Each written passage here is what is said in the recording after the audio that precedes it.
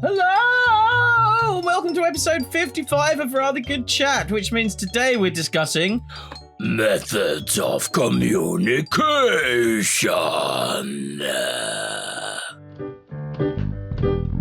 Rather good chat, rather good chat. Let's all have a rather good chat. Rather good chat, rather good chat. Ding! La la la, it's a rather good chat. I'm Joel. And I'm Dave. Oh, David Shoot, communicating with you is such a dream. David Shoot, your favourite method of communication is a horrified scream. It is, yes. Yeah, yes. Which is true, factually correct. Both sending and receiving, yeah.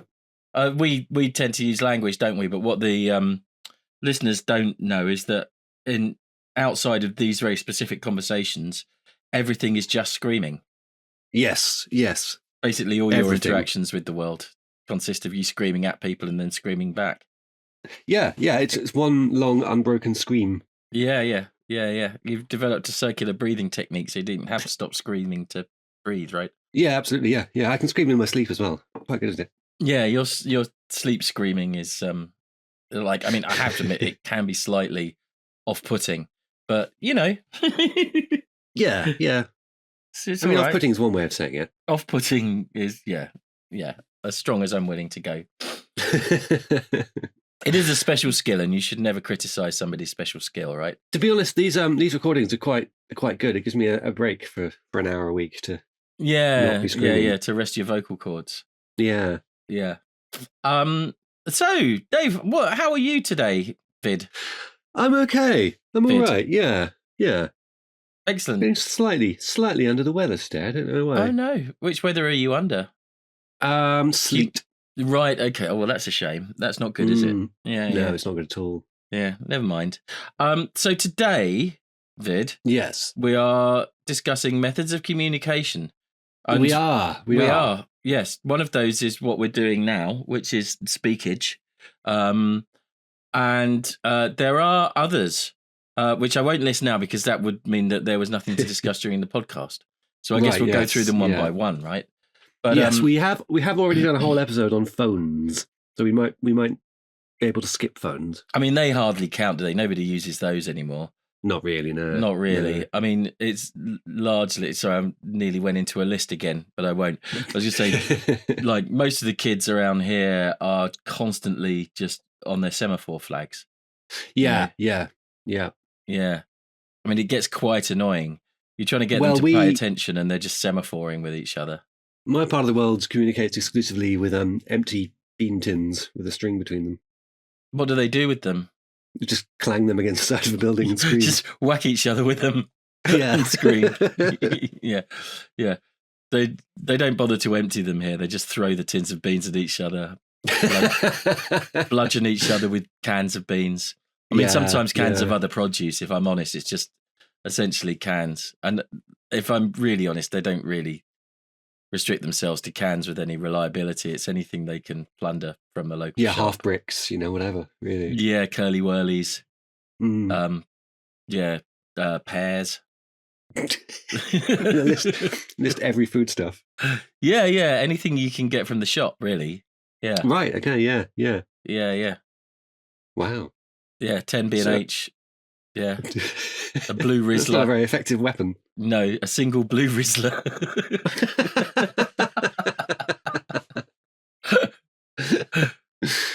Actually wafting it.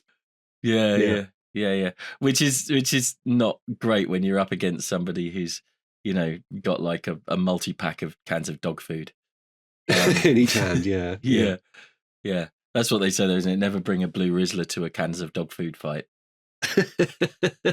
They do say that. They do, yeah. Or I do, anyway. I do, having seen what happens when you do that. That's now advice that I hand out freely. Well, you've been on both ends of that situation, haven't you? I have. Yeah. It was messy but delicious. Yes. So, Dave. Hello. What's your favourite anecdote about or relating to methods of communication? Oh, we're going straight in, are we? We're going straight into the favourite anecdote. Okay. And about methods of communication. I did used to know semaphore. Did you really? Yeah. Semi know it or fully know it? Well, I just memorized what the positions were. This is ages ago. This is just for my own amusement, but I can't remember it now. So and it was never really very useful skill to have, if I'm honest. Right. Because there's a whole different flag-based communication of naval flags, right? Well, there's semaphore and there's full four.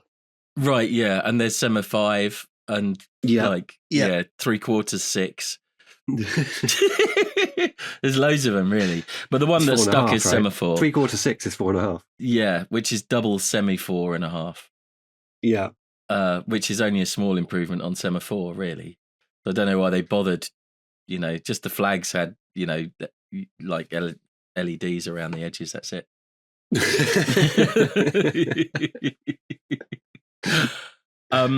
So just for clarity, right? So semaphore is where you have two flags and each one of them is on a stick that you can hold, right? And then you hold them in different positions and each different position relates to a letter. Is that right? Yeah. So it's an alphabetized communication system. Yeah. Yes. Yeah. Which is very different from the naval flags communication system where there's different patterns on the flags and you hang them in combinations which mean different things, right? Not that I've ever learned how that works. You're a man of the sea, Dave. You're a salty sea dog. You're a naval commander. You're a man squid hybrid. What can you tell us about naval flag comms? Not very much, to be honest. I used to have a book which explained them all. Is that what books do? They explain naval flag comms. I've always wondered what's in them. The ones I've read do, yes. I mean, there might theoretically be other books with other things in them, but I can't imagine what they'd be. Right? Yeah. I saw you had a book. Now I know what it was. Yeah. Well, good for you. You and your so-called book.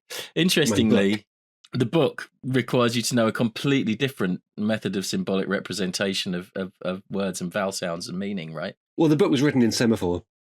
Right. Okay. And how did you learn semaphore? I read the book and it told me how to do semaphore. So, it's just two books. So how did you? Do you know It's one book that has thousands and thousands of tiny pictures of men holding flags. Yes. And that spells out instructions on how to understand semaphore. Right. I see. And how did you learn? Oh, right. I see. So the book teaches you how to learn semaphore, which is how you learn to read the book, which is how you learn semaphore.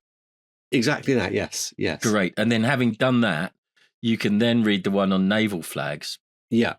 So tell me, Dave, are flag communications also used in like civilian seafaring? Or is it a naval thing? Mostly a naval thing, yeah.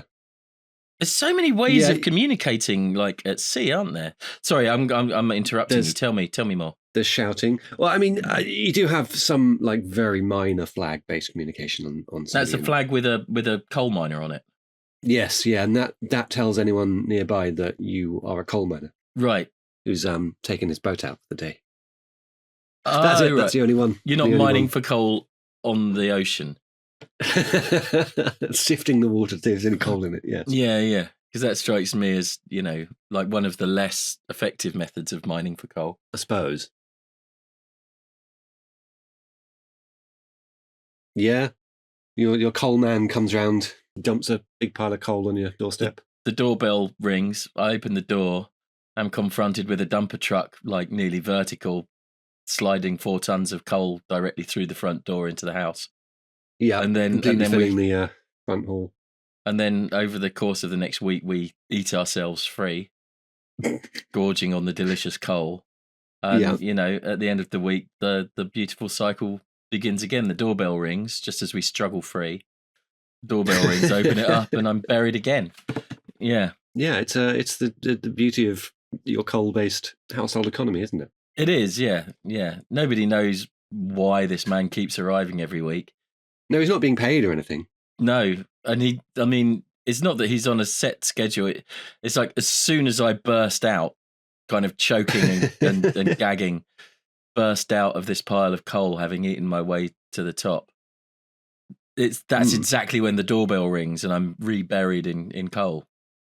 Do you think he just waits outside the door with his truck all week for you to? I think so. I mean, he must have he's probably got his own mine, like just around the corner, and he's like there lurking, waiting for me to burst free. I don't know how he can see into my house. Miniature camera hidden in a lump of coal. Yeah, I'd have eaten it though. Oh yeah, that's true. Yeah.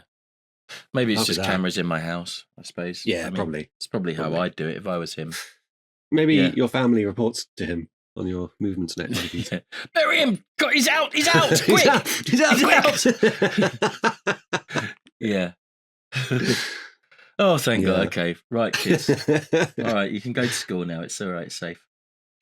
Your father is secured. Yeah, he's under the coal again. Mum, we saw him. I'm so sorry. Yeah. Yeah, so that's just how we roll here. How we coal roll, how we coal. Yeah. Yeah, it's just how we coal. But yeah, so like, for example, you'd have your flag which says I'm a pirate, yeah? You'd have your flag which says we've got the plague on this ship. Yes, yeah. You'd have flags which are like line astern or line abreast, which are kind of naval formations for boats, right? Which is also what you and I do when we're driving along the road. That's exactly right, yes. Yeah, we'll drive along like one behind the other, and then I'll put my flag out of the window and you'll pull alongside me and we'll just cruise down the road line abreast. Smashing through everything that gets in our way. Yeah. Which is always a fun way. It's more fun when we're out in the traction engines, isn't it? Yes, it's much more fun. Yeah. Yeah, that's the perfect opportunity. Yeah, I like it. The one that's got a steamroller on the front, the kind of coal steamroller. Right, a big spike steamroller. Yeah, the literal steamroller. It's steam powered. Yeah. Right. Okay. Yeah. They still call them steamrollers, even though they're not powered by steam anymore, don't they? They do, don't they? I never thought about that. They don't call them steam trains, do they? They just call them trains. Well, they call steam trains trains. Yeah, you know what I mean, David. Shoot. Yes. I'm sorry. It is. I admit it's very annoying when someone deliberately takes something you say too literally for comedy. Yes, it's extremely annoying, and people who do that should be buried in coal. But yeah, there's other stuff, isn't there, that they use at sea? Sea's a fertile ground for methods of comms because there's lights as well, aren't they? That's I was going to say lights. Yes, this book I'm talking about also had. It's part of like when you're doing sailing qualifications. Oh, really? Like your day skipper or your yacht master, you have to memorize all this stuff. Yeah. And so I had a book which was all the different lights you see at night on boats and what they mean. Sorry, can I just go backwards? Are you telling me that you are officially a yacht master? No, I never got my yacht master. No. It's a shame. We can't know you as the yacht master. My partner is a yacht master. Is she? Do you call her the yacht master? The yacht master. Yes, she doesn't let me call her anything else. Yeah, it's funny because I've known her for quite a long time, and as far as I can remember, I've only ever referred to her or heard her referred to as the yacht master. You have to say it like that as well. Yeah, including by your small child. That's right. Yes. Yeah. The yacht master. Can I have a sweetie, please? If you call her any other name or refer to her without the full honorific, then she gets quite explosively furious. Yeah, I mean, I have to admit, I've been made to feel quite uncomfortable when I've been around, and your very small child, who is female as well as very small, has said to her, "Excuse me, the yacht master," and you, David, more than her. Explained that to, your voice must be deeper when you refer to the yacht master. Repeat after me, the yacht master. The yacht master. No. The yacht master. The yacht master. No. Wrong again. Yeah. Foolish child. Foolish, squeaky child. The Yachtmaster. That's true. That's how every conversation goes, basically. Yeah, and then the screaming begins. Yeah. This is... how do I manage having these conversations and also screaming constantly? There's a logical hole in this, isn't there? You know how a bagpipe has like a drone and also the melodic pipe? Of course. So it sounds like I've used the right name for it there. I've got no idea what the right name for the one you play the melody on is. But I like melodic pipe. Yeah. The equivalent with you is the horrific constant screaming is equivalent to the drone pipe of a bagpipe, right? And it's just always on. Yes, I suppose so. Yeah, that's right. And your conversation is kind of a tone, an overtone. Yeah. Yes. In the same way as the melody of the bagpipe. Not the only way in which you are essentially a bagpipe. I mean, I look identical to a set of bagpipes as well. You do. You are just a skin bag, really. A big tartan bag with lots of pipes poking out of it. Yeah. I mean, the bleeding obviously is unlike a bagpipe. Yes, that is true. Yes. Yeah. Because you do leak a lot of blood and other, God knows what they are, things. Yes, and there's a cluster of unblinking eyes staring out from it as well, which normal bagpipes don't have. The fluid that leaks out. That kind of viscous black fluid. And whenever I ask you what it is, you just say, "It is the fluid." This is my precious fluid. Drink upon the precious fluid, Joel. Drink the fluid, Joel. Drink the fluid. And I always I always avoid drinking the fluid. If I'm honest, Dave, I'm not really up for drinking the fluid because it smells awful, but also when you look into it, it's, I don't know, it seems to just have these depths of horror to it, which are really quite difficult to explain, you know? Yes, it's impossibly black as well. Yeah. It's the kind of black that doesn't just feel like it's sucking in light. It feels like it's sucking in the life energy of everything around it. Yeah, you know? It sort of warps space and time around it. Yeah, I can feel myself getting weaker and aging visibly just by getting close to it, you know? Tell you what you need to do to sort of counteract that feeling and that drain is to drink the fluid. Right.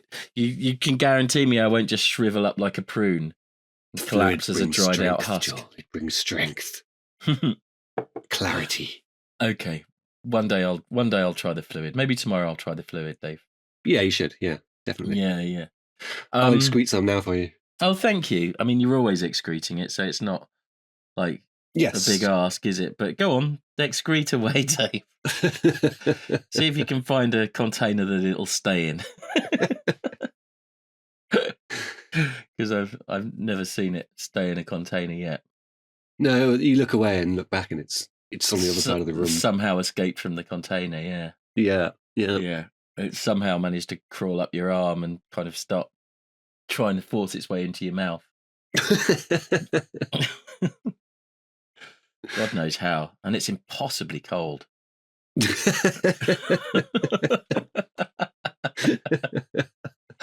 But yeah, I'll give it a go. Yeah, for sure. Yeah. Excellent. Good. Yeah, great. Yeah. But so I've always assumed that the lights are Morse code. Is that right? I mean, they can be. The arrangement of lights can mean different things, like especially. Oh, right. So I was talking about the flashing lights, but there's more than just the flashing lights, right? There's also Yeah. You have arrangement of lights on the top of the boat.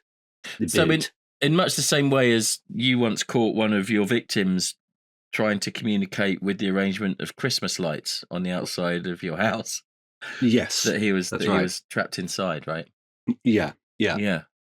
So how does it work? Well, you just have some lights, and the pattern of the lights tells you in the dark when you can't see. So what's like a smiley face, like a crudely drawn genital, like a huge array of lights spelling out clearly in English the words "This is the destroyer." Okay, yeah, okay, and a big arrow mark, with a cheery exclamation mark, and an arrow. Yes.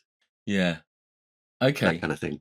Yeah. I mean, that'd be a great way to fool the enemy, right? If you had the arrow pointing in the wrong direction, like, destroyer over there. That's and an perfect, arrow, isn't it? Yeah. Yeah. I am a whale. Nothing to see here. Nothing to see here. Yeah. No cause for concern. Naval camouflage is a complicated tactic, isn't it? It is, yeah. But dazzle camouflage is amazing, isn't it? That's fantastic. Yeah, I read it's like not as effective as people think, and that's why you don't really get it. Is it's not actually that effective. Okay, well, which is sad because it looks amazing. Yeah, there's a clue in the fact that quite quickly everybody stopped using it forever and it never came back. Yes, that would imply that there's some kind of problem with it, right? So dazzle camouflage, for people that don't know, is this idea that you paint a military ship in kind of this crazy pattern of zigzags and lines and angles. The idea being that it sort of breaks up the silhouette, so from a distance you can't tell which way it's pointing or what it is, that kind of thing. And they look amazing. Yeah, they look really like striking. But they look fantastic. Everyone stopped doing it. Yeah, everyone briefly tried it and then stopped doing it. Yeah, because actually you could see the ships from miles away. Like, yeah. This is why warships are always just a really boring grey. They should just paint a big whale on the side. Yeah, I mean, I quite like the no cause for concern or nothing to see here type stuff. Do that in magenta, in impact font or Comic Sans. Just not a boat written in impact on the side. Yeah, work a treat. You might want to change it to the language of whatever your enemy is. Right. Yeah. Sorry. So I hadn't really clocked that. So there's an arrangement of lights, just kind of fairy lights bedecking your destroyer, and you can get like yeah. I mean, obviously you wouldn't. This is for in civilian spaces and that kind of thing. But like the one that always seemed to come up was like a mine layer. Yeah, they're very, very keen that if you have a yacht, you can recognise if there's a mine layer in the area, right? Which is it sounds very useful, but I've never actually seen a mine layer. Really, they're surprisingly not common. Right. Okay. In the Solent, anyway. Right. Yeah, I suppose if there was someone laying mines in the Solent, they might not be a friendly boat anyway. Might not want you to know they're there. Yeah. And what happens? What does it look like if there's a boat that's a mine layer? What do they have on them? I can't remember. It's just a pattern of lights, like a triangle of something. Right. You'd have thought like a sign that clearly says mines, stay away might be a better idea. You'd think, wouldn't you? Danger mines might be a good one. Yeah. Yeah, and then there's the directional lamps, right, with shutters on, so you can do Morse code, which is the one I was thinking about anyway. Yeah. God, there's so many, aren't there? There are. Yeah. I was reading about Morse code the other day. Oh, good for you. I didn't realise how precise it is. Like being a Morse code operator is quite an incredibly skilled job. It's not just memorising the alphabet, but it's very specific, the spacing you leave. It's a rhythm. There's a particular rhythm to it. So like the dots last like 4 beats and the dashes last 7 or something, and then there's 3 beats in between each letter and 12 between words. I'm making these numbers up, but it's something like that. But it's very, very, very specific and that's interesting. Rhythmic. I was listening to thing on the radio about the Junior Morse Code Championships. Right. And there is a world championship for Morse Code. And there are thriving communities of Morse code enthusiasts, and they go to these world championship events. Yeah, and they're largely from countries that kept using Morse code until quite late. I'm sure it will come in handy one day. Yeah. Do you remember the TV show Inspector Morse? Yeah, the one that was entirely that one. Yeah, just John Thor standing still in the middle of a room, emitting a series of rhythmic beeps. Yeah. I quite liked the method of communication. I quite liked the one that was just like lumps of plasticine in an order, the morph code. I like the one that goes beep, beep, beep, beep, beep, beep, beep. That's Morse code. I knew you were going there. I quite like the one that's kind of, smashes of thunder and axes and hammers and stuff. That's got the Norse code. Yeah. Morse code. Yeah. We should probably stop there because I can feel that one about to degenerate. We've already hit the gold there, haven't we? Straight away. Yeah, I mean, it's never going to get better than that, right? So, are there any other methods of communication? Sign language. That's a good one. Yeah, okay. So that's when you want people to stay out of your garden, so you put up a big sign saying, "Stay out of my garden." Stay out of my garden. Yes. Yeah. That's sign language, right? Beware the dog. That kind of thing. Yeah. Actually, so sign language. I've never really understood why we have like American Sign Language and British Sign Language and stuff. And like, what I don't know. Sorry, this is actually quite ignorant of me, and I should know this. But I don't know whether they're so different from each other that even though we have the same normal language, it's quite difficult to understand each other. If you yeah, they're quite different. ASL and BSL are quite different.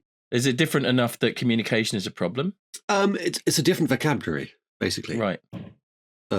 So I don't know. I think some of the signs might be the same, but a lot of them are different. I mean, that's just ridiculous, isn't it? That's really silly. Well, it's because different sign languages have evolved in different places. It's just like any other language, right? Yeah. They should have standardized them. Well, they should, but that's like saying we should standardize English, or. I mean, okay, all right. I mean, I was listening to someone who, a friend of mine who used to live in Switzerland, talking about how the actually a couple of friends used to talking about how the Swiss versions of like French and Italian are like completely different from the natural versions, almost willfully so. Yes, yeah, like they're deliberately making them difficult to understand. I thought it was quite interesting. Well, yeah, and things like Spanish and Iberian Spanish and Latin Spanish are significantly different. Yeah, and like a very broad Scottish accent is extremely different from like a received pronunciation with Southern accent. Yeah. Oh, well, there you go. You don't get that with flags, though, do you? I suppose not. No. So, how about futuristic methods of communication, right? Oh, right. Okay. Yeah. Like, if do you mean like wristwatches with screens on that you can talk to? That'll never happen. No, this is crazy. Yeah. Sci-fi talk, isn't it? We'll never have video telephones. That's just crazy speak. You know about the little green man signal, right? The LGM. Yes. Yeah. Wait, which one's this? No, I'm thinking of the WOW signal. That's a different one, the WOW signal. They're related, right? It's like a couple of times when astronomers have picked up signals that are so organized that they appear to have been generated by intelligent life. Yeah. Like very, very regular beeps, and like the LGM turned out to be a pulsar. So the first time we realized pulsar. It's always pulsar, isn't it? Yeah. That was how we realized that pulsars were a thing. Was because of the LGM signal. The WOW signal was different, isn't it? That was like a massive like signal. Like, where did that come from? Yeah. It's called the WOW signal because the person who received it wrote "wow" on the page. Yeah, it's because her name was Wowson, right? Wowson. Yeah. And she wrote "wow" on there because that was her name, and she was saying, "This is the signal that I've detected." But so, like, if you wanted to communicate over like cosmic distances, like, how would you do it? You know, like, obviously, some kind of way of organizing stars would be the obvious way to do it, right? As in to move entire star systems around, so that or like do something. I mean, how would you do it? Like, organizing a pulsar's spin is one way, I guess. Or like you could muck about with the chemical composition of a star to make it something that is clearly a beacon of some kind. You could create a Dyson sphere around a star. That's where you get trillions of James Dysons, right? Yes. And you launch them into space. So many of them that they blot out all light from the star. That's right, yeah. Yeah. But you have a hole in it and you just move the Dyson sphere, rotate it to do Morse code, right? Oh, that's true. Although somebody actually mentioned that as a serious suggestion, didn't they? I feel like somebody's kind of wasn't there a thing a few years ago when there was some kind of strange like interference pattern or something in the light of a star, and one of the theories was there was some kind of megastructure orbiting it. Yeah, there was actually. That's true. But the thing with Dyson spheres is like it's very unlikely anyone would actually construct a literal sphere, right? Yes, yeah, Dyson Cloud would be a lot more. Yeah, like much more. I say more likely. They're all fantastically unlikely. The whole concept. Yeah, I mean, fantastically unlikely is an interesting way of putting it, right? Because, like, I think there's a couple of different ways of interpreting that, aren't there? Like, there's how likely are you to encounter one, which is part of a much wider question about whether there's intelligent life out there. Yeah, and there's like, is it something that could conceivably be built in the future? Which is a very different question because, like, it's quite likely that you might build one if you were able to, right? If you're able to, yeah. I mean, yes, that is assuming that it would be at some point practical to do so. I mean, there are physical limits on things. Also, assuming it's worthwhile endeavour, because like to get to that point, you'd also have discovered an awful lot of fundamental science that we don't know. Yeah, and there might be a better way of extracting energy than encasing a star. Yeah, that's possible, right? Your classic solid Dyson sphere, the amount of material it would require would be absurdly high. Like, is that right? I'm sure I read somewhere that if you dismantled all the planets in the solar system, you'd basically be all right. I mean, that's quite absurdly high. Yeah, but you're talking about a technology that can make a Dyson sphere, so they'd probably be able to dismantle planets, right? That it's not. I guess so. I mean, this is just pure speculative sci-fi. Really? Not something we can go and do tomorrow. Yeah. Once you're just making up the science and the engineering capabilities of an imaginary species in space somewhere. Yeah. I mean, I would have done it by now, but I really struggled to get out of this massive pile of coal that I seem to keep getting reburied under. Yeah. Well, I think you have to start small. Start with a light bulb. Just start with a small sphere. light bulb. Yeah. You could use maybe a couple of metal bowls, put them around a light bulb. Well, it's a cloud that I'm going for, so I might just smear some of the ubiquitous coal dust on the light bulb. Right, that'll work, wouldn't it? Yeah, that'll achieve the same effect. That actually very much would achieve the same effect. Absorb the heat. And then you harness all the power from that light bulb, and that allows you to build a slightly bigger. To smear some more coal on it. Well, you get a bigger light bulb, and with the power you've harnessed from that first light bulb, you can build the. Is that how light bulbs work? That if I smear it in coal, that I'll get a bigger light bulb? Yeah. Right. Great. I think so. Yeah. I mean, well, I'm glad we've got that cleared up. I've never considered it wouldn't work. No, okay, fine. Well, I'll get smearing and let you know how I get on. Excellent. Get smearing. Get smearing. That's. I'll keep excreting while you get to smearing. That's my catchphrase. Get smearing. Actually, I was talking about catchphrases with a couple of friends at the weekend, and I think everyone should have a catchphrase, right? I suggested to one of the guys that his catchphrase should be "put some cheese on it." That's good. It is good, isn't it? And you can use that in a lot of different contexts, Yeah. If you're making a cheese on toast, for example. Yeah, but just like in a more metaphorical way, like. When you're discussing business with someone and they're trying to get you to sign some kind of deal, like it's a pretty good deal, but if you want me to sign up, you're really going to need to put some cheese on it. Yeah, or like in a brainstorming session. That's a good idea, but I think we need to put some cheese on it. Yeah, exactly. Yeah. Or just congratulations, when someone comes to you and says, "Oh, you've really put some cheese on that." Yeah, that's good. Yeah. I like it. Yeah, it's all right, isn't it? Do you know what I feel like that suggestion has done for this podcast? What? I feel like it's really put some cheese on it. Yay! Very good. Thank you. Yeah. The other one that came up for some reason as a result of that was giving something the white glove treatment. All right, I'm really going to give that. I'm really going to give that the white glove treatment. Yeah. What does that mean? Like treat it carefully. Yeah, just really going the extra mile on it. Right, these guys, these clients are really important. I really need you to give them the white glove treatment. I'm just thinking, who wears white gloves? And I'm thinking it's like stage magicians. I feel like that's not that isn't the point of it, that it doesn't work though. Like you wouldn't actually put cheese on things, would you? I mean, there are some things. No, but putting cheese on something is generalizable. But the white glove treatment, right? But putting cheese on a thing makes it more cheesy. Like a very, very high class 1912 gent out on the town. I suppose, yes. Yeah, I guess. Would be wearing white gloves, wouldn't he? Yeah. Caspar Armitage Whelkthorne III out at the Ritz for dancing in his top hat tails and white gloves. Mickey Mouse wears white gloves? He does, but I mean, I don't know if we want rodent vermin to be kind of part of the cell here, do we? Maybe not. Mickey Mouse is that cartoon about the mouse in white gloves that goes around kind of, raiding people, like burrowing into people's food and like leaving droppings and urine in it, right? And spreading disease. Yeah, is that the one? That's right. Yeah, the kids' cartoon.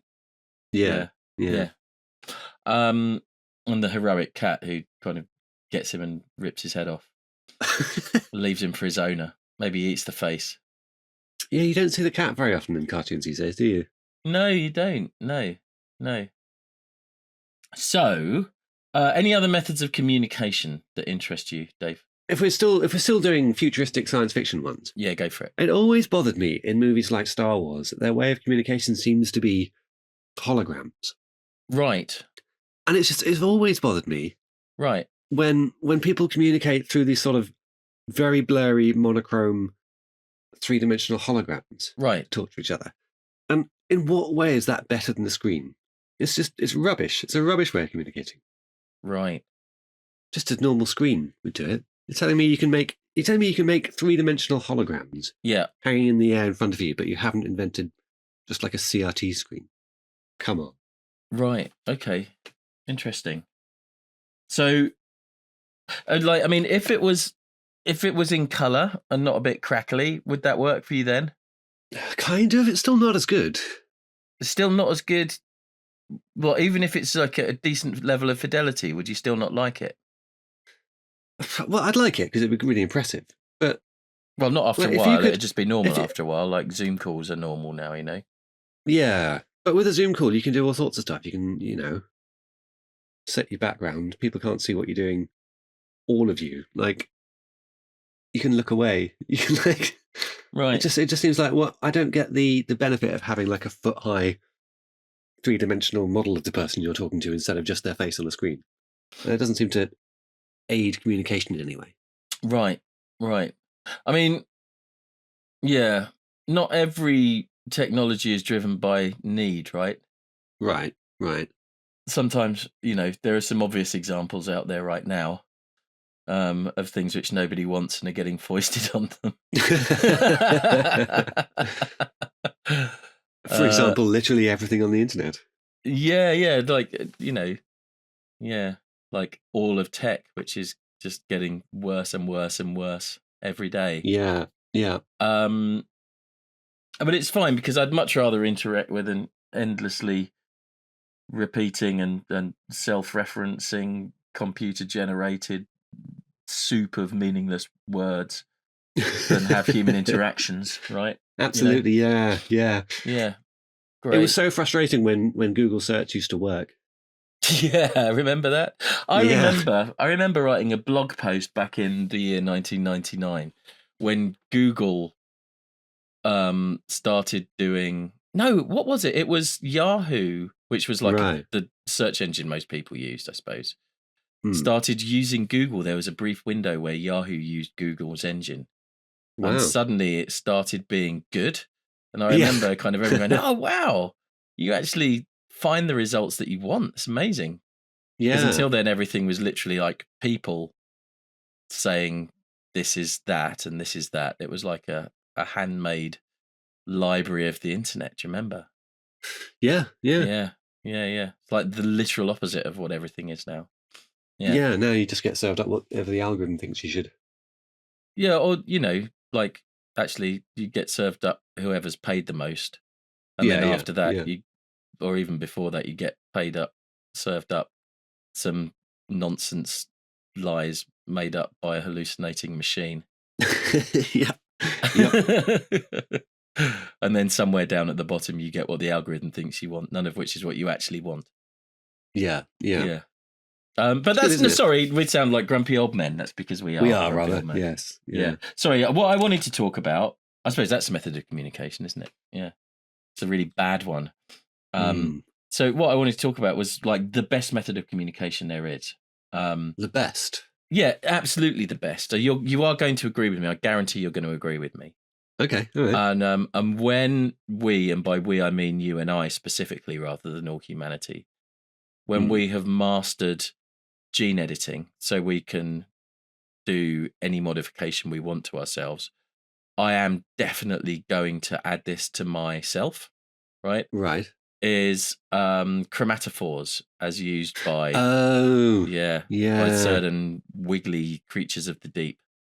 That's weird, because as you were saying that, I was staring at a sticker of a blue-ringed octopus that's on my laptop. Oh, really? Nice. Yeah. Why have you got a sticker of a blue-ringed octopus on your laptop? I don't know. My partner put it on there. Oh, it's quite pretty. It's not literally a blue-ringed octopus that's stuck to your laptop, is it? I hope not. They're wildly dangerous, aren't they? They are. They're very poisonous. Yeah. So people probably don't know what chromatophores are, do they? We did talk about them in our cephalopod episode, but that was some time ago. It was. And, it always bears repeating, I think, because they're so awesome. So do you want to explain, or shall I? They are cells on the skin of octopuses and other cephalopods. Like cuttlefishes, for example. Yes, indeed. That can change colour at will. And they're used for camouflage and threat displays, and in some cases hunting behaviour. Yeah. The sort of dazzle technique, which is very cool. They can hypnotise fish. A cuttlefish can hypnotise fish, right? But yeah, squid can communicate. They kind of get these amazing rippling colours, and they can octopuses that can match the colours of their backgrounds, and like they're amazing things, aren't they? It's always seemed unfair that everyone's like go-to default animal that can change colours, the chameleon. Oh, it's one of the worst ones, right? It's pretty cool, right? Compared to something that can't change colour, but it's got nothing on an octopus. Yeah. No, absolutely. Or cuttlefish. Yeah. But I mean, and what are they saying when a squid's there, kind of pulsing different colours? What's it saying? What's it? Because mostly, I think it's just, hello, I'm a squid. Do you think I am also a squid? Squid. It's not like, I will destroy you. I will destroy you too. I will destroy you. It's like, I think they're quite aggressive, aren't they, squids? They are, yes, indeed. They're not kind of nice, friendly creatures. If you think a squid's giving you a cuddle, it's because it's about to bury its beak in you. It wants to eat you. Yeah. They're not very affectionate, which is an absolute tragedy, isn't it? Because of all the cuddling animals, squids it could give the best cuddles. Yeah, that's one of the massive cruelties of nature, right? Yeah, I mean, when atheists are arguing it out with theists, and you need an argument for the non-existence of a benevolent God, like that's right up there. Yeah. How could squids God are not create... interested in cuddles? Yeah, exactly. How could a benevolent God create a creature made entirely for cuddles and cuddling? Hasn't even got any bones. You could just squish it like a squishy friend. And no, all it wants to do is tear your flesh off. Well, you're blue-ringed octopus, right? It's doubly it'll unsuitable for cuddles. Yeah, it'll poison you, stab you to death with its poison stabber. Poison stabber. Poison stabber. That's a good name for good name for a band? Poison stabber. Good name for a child, for a son. Would be a great name for a son, yeah. Yes, this is my son, Poison Stabber, shoot. Yes.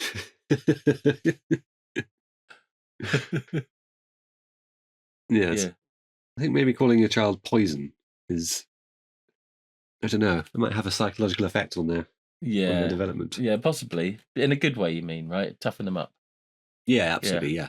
Actually, you could name your kids after sea creatures, couldn't you? Whelk's good, isn't it? Whelk. That is good, isn't it? Yeah. Yeah. Welky. Come on, Welky. Yeah. What's If I had a pet whelk, he'd be called Welky for sure. Yeah. What's Welky short for? No, it's not. It's just Welky. Where does it come from? Why are you called Welky? Well, my dad just likes whelks. He really likes whelks. Yeah, like the house is just full of tanks full of whelks. Whelks all over the floor. Yeah. On the settee. Bath full of rotting whelks. Yeah. Get into over the shower. Kitchen drawer is just full of whelks. Yeah. Get into the shower immediately. Hundreds of whelks just kind of stick to you. Pelting out the shower at you, smashing into you with their hard shells. Yeah. God knows how they manage to leap so hard. Yeah. It's almost like somebody's throwing them. It's almost like I'm squatting on top of your shower, hurling fistfuls of whelks down, laughing and laughing. Yeah. I mean, that might have something to do with why I keep getting buried in coal every time I get free. Yes, it's true. Yes. Yeah. Yeah. Because I'll be honest, I haven't pelted my family in whelks for some weeks now. Not since I first got trapped under the massive pile of coal. Pelted with Whelks is a good band name. Pelted with Whelks is a good name for a band. Yeah. Yeah. Well, there's Flock of Seagulls, right? So, like, pile of rotting whelks. Yeah. There's a band I know called Pulled Apart by Horses. I think is a good name. That is a good name, isn't it? Yeah. So Pelted with Whelks is in the same. Pelted with Whelks would be the same kind of thing. Yeah. Yeah. Yeah. Do you think that's Do you think that was a common, like, spectator punishment in the amphitheatres of ancient Rome? You know, when you were done with pulling people apart by horses and feeding them to lions, you'd like chuck some whelks at someone. Yeah, you'd have like the whelk sellers would go around the crowds. Yeah, and you buy a big bag of whelks. Yeah, and I love a big bag of whelks.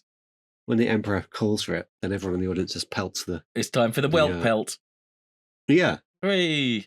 And there's like the criminal down in the amphitheatre going, ow, oh, ow, ow, ow, ow, ow, ow, ow, ow, ow. So, they're not nice things to be pelted with. No. And then what? He just goes home. Yeah, right. Yeah. The emperor says, and don't do it again. Yeah.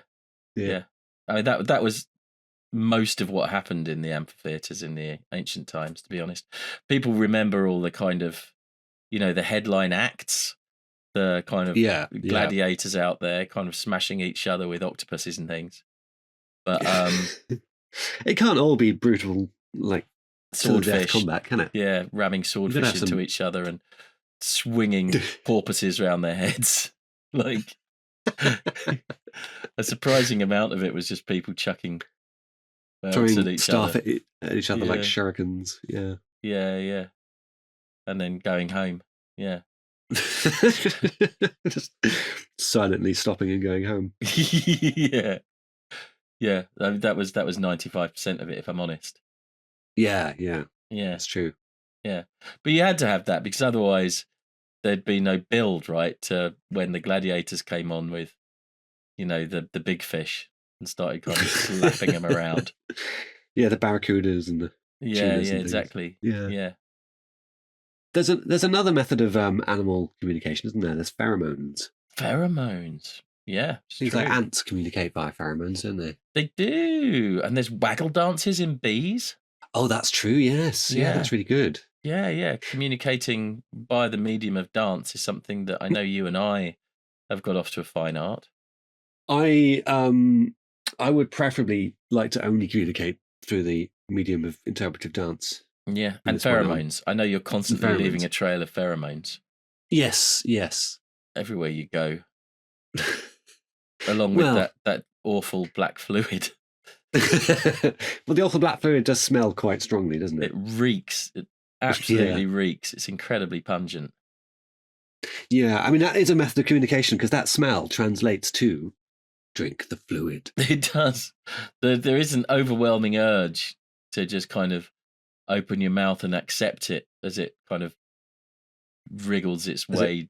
Wriggles and flops its way up your arms. Up your body. Yeah. These little tendrils extending, finding purchase and hauling it up. Yeah. Black as your soul. Yeah. Yeah. Pheromone communication that goes wrong in ants, doesn't it? Sometimes. Oh, do tell. Well, have you seen it's called is it like a death spiral or something? Oh, wow. So they follow pheromone trails that other ants lead. So when an ant finds some lovely food, brings it back to the colony. Yeah. They leave a pheromone trail. Yeah. And other ants, when they sense that trail, they'll follow it. Yeah. And it'll gradually strengthen it. The more ants, and you end up with a huge column of ants shipping food back to the colony. Yeah, that does ring a bell. But what can name, happen sometimes is if the pheromone trails cross each other, you can end up with the ants take the wrong path and double back on themselves, and then going around, strengthen it, and you end up with thousands of ants just going in a circle, just in this endless circle until they die, basically. There's a metaphor there for modern life, isn't there? There is, yes. Don't be an ant. Yes, it's rubbish. But that's interesting. I mean, that's like they are communicating, but your individual ant is not clever enough to, interpret idiots. That. I'm glad they die horribly. Idiots. Yeah. Actually, I'm not. I feel sorry for the ants. Do you not feel ants sorry are one for of those creatures? It's kind of hard to feel too sorry for an ant, I think. I mean, it's hard for you to experience any emotion, Dave, to be honest, isn't it, really? Yeah, apart from other than hatred and fury. Yeah. No, there's very little room in you for anything else, given that... Well, I mean, there's crippling shame as well. Oh, yeah, that's true. Yeah. That's basically it. Yeah. That's where the howling comes from, really, isn't it? Yeah. Any other methods of communication out there in the world? Or is that all the methods of communication there are, do you think? Yeah, we haven't actually done speech. I don't feel like we need to do that, do we? Do you want to do that? I don't think so. I think people know about speech. Nobody really uses that anymore, do they? No. I haven't spoken in years. No, neither have I. I mean, Morse code is quite interesting, isn't it? We touched on Morse code earlier, but it's quite good that you can do it via sound with the beep beep beep beep beep beep beep beep beep beep beep beep beep beep thing, or you can do it via light as well, right? Or you can just tap walls. That's why people use it to get messages to each other in prison in the movies. It implies that in the old days everybody could Morse code. It does seem like that in old movies, doesn't it? Yeah, but that can't have been the case, can it? Hey, interestingly, during that little window of time where the telegraph was the global method of communication, first truly global network, and all around the world there were people kind of at listening stations, Morse coding, and a network of wires that span the world. Yeah. That was the period where a massive solar flare hit the Earth, wasn't it? Right. And caused an electric overload in the system, which gave every Morse code operator a shock. Really? The entire telegraph system got overloaded with electricity, and everyone went Bzz! Wow. Yeah, and it put it down, didn't it, as well?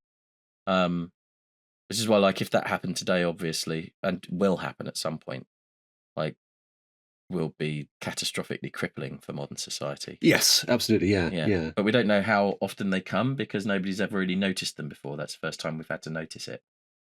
Right. Yeah. I thought you were going to go somewhere else with that. I thought you were going to say that. I thought you were leading into some kind of fantastical piece of nonsense there. No, just a genuine observation. Yeah. Like the first time we realised that solar flares were a thing. Yeah. Definitely is going to happen at some point. Can't wait. Can't you? I think it might. I think it might not be very good, if I'm honest. I think we could do with wiping the slate clean on technology.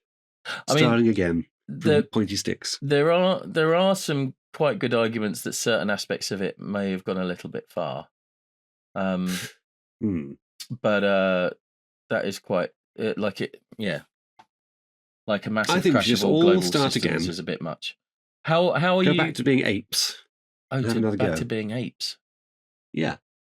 Right. How are you with dangling by your feet in the trees at the moment? Well, since we talked about prehensility, I have been trying to consciously grow my feet into a more of a hand shape. Oh, that's good. Oh, here's an observation. Again, came from a conversation over the weekend. We were translating the word toe into a couple of different languages and realised that in French and Spanish and Japanese, it's foot finger. Ah. Yeah, whereas in German it isn't. It's its own word, and obviously our English. Is it German? I think the word for is something like socks is like foot gloves or something.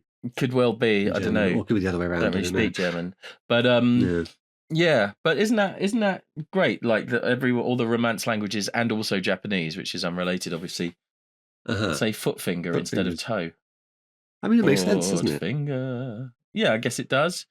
I mean, they're functionally different from your fingers, so But they're clearly, versions of the same thing. Yeah. Or on the other hand, what the hell are they doing? Like, clearly they're toes, not fingers. So you should tell them. Yeah, but David, anyway, it's time. It's that time. Oh, is it? Okay. Yeah. So we have to decide under our new and brutal regime. I mean, interestingly, the idea of a massive coup suddenly feels more plausible than it used to when we used to talk about this stuff. But when we've taken over the government and imposed our brutal regime on people, are methods of communication going to be compulsory or forbidden? What do you think? Do we want the cowering remnants of humanity? Do we want them communicating with each other, or do we want them all isolated in their own? Well, I like the idea of them being isolated and alone, so they can't organise. But on the other hand, we're going to have to communicate with them, because otherwise, how are they going to know who needs to be victimised that day? Oh, I see. Yes, yeah. I mean, we're obviously exempt from the rules, being the tyrannical overlords. Yeah, of course. But obviously. Yes, yeah, you can't. It will be mandatory to accept our communication, won't it? It will. So we're going to have to make it compulsory, I think, methods of communication. Yeah, I think you're right. Yeah. Okay. Right. Well, decision. Under our new and brutal regime, methods of communication, at least receipt of them from us, will be compulsory. So the last order of business is to decide what we're going to talk about next week. Oh, yeah. Yeah. Any particular thoughts? What haven't we talked about? This is getting increasingly hard. Because it is.